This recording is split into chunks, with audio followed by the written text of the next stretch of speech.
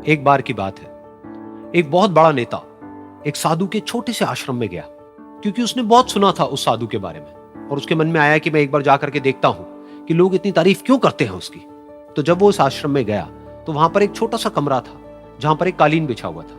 वहां पर कुछ लोग बैठे हुए थे नीचे और साधु जी सामने बैठे हुए थे। कुछ सवाल जवाब चल रहा था। तो जैसे ही वो अंदर गया, वो अकेला नहीं था, उसके साथ में 4 बॉडीगार्ड्स भी थे और उसको ये आदत थी कि जहां पर भी वो जाता था लोग अपनी जगह से खड़े हो जाते थे, उसकी तरफ देखते थे, हाथ जोड़ते थे, अपना सर झुकाते थे। लेकिन यहां पर ऐसा कुछ भी नहीं हुआ।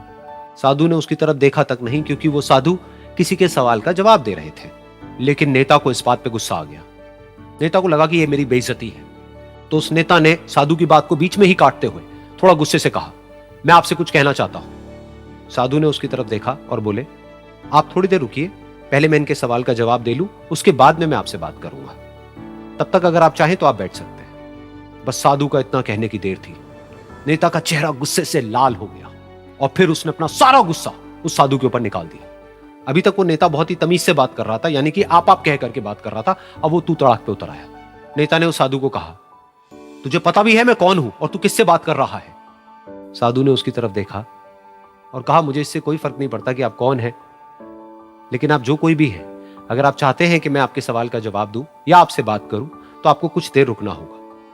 और साधु के ये कहते ही नेता गुस्से से पागल हो गया और वहीं सबके सामने चीखने चिल्लाने लग गया, अब मैं तुझे तेरी असली औकात दिखाऊंगा।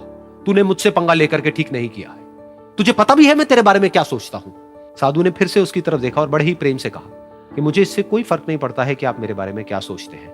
आप जो चाहे वो मेरे बारे में सोच सकते हैं। फिर उस नेता ने बोला कि तू चाहे सुनना चाहता है या नहीं, लेकिन मैं तुझे बताऊंगा यही सबके सामने कि मैं तेरे बारे में क्या सोचता हूं। तू एक बहुत ही घटिया इंसान है।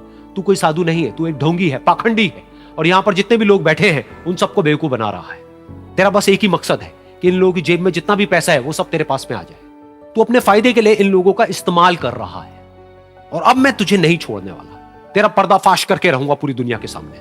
लेकिन उसके इतना बोलने के बाद भी उस साधु के चेहरे पर हल्की सी मुस्कान बनी ही रही।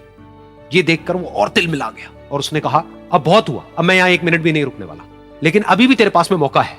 अगर मुझसे माफी मांगनी है या मुझसे कुछ कहना है तो कह सकता है। इतना सब होने के बाद भी साधु बिल्कुल शांत था और उनके चेहरे पर एक मुस्कान थी।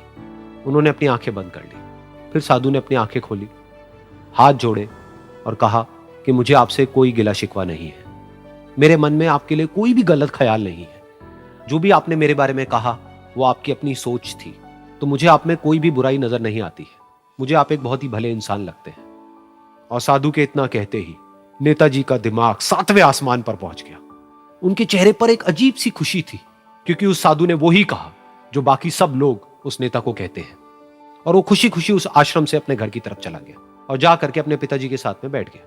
उसके पिताजी की आंखें बंद थी और वो ध्यान में थे। पूरी जिंदगी उन्होंने सिर्फ लोगों की सेवा करी और बदले में कुछ भी एक्सपेक्ट नहीं किया। तो थोड़ी देर बाद जब उन्होंने अपनी आंखें खोली और देखा अपने बेटे को अपने साथ बैठे हुए, तो उनके बेटे के चेहरे पर आज एक अजीब सी खुशी थी जो आज से पहले उन्होंने कभी नहीं देखी थी। फिर उसने एक एक करके सब कुछ बताया कि आज क्या हुआ, किस तरह से वो आश्रम गया, वहां पर क्या हुआ, उसने क्या कहा, उन्होंने क्या कहा। तो जब इसके पिताजी ने पूरी बात सुनी तो थोड़ा सा मुस्कुराए और अपने बेटे को देख करके बोले कि उन्होंने तुम्हारी तारीफ नहीं करी है, क्योंकि उन्होंने वो नहीं कहा कि जो तुम हो, उन्होंने वो कहा कि जो वो खुद है।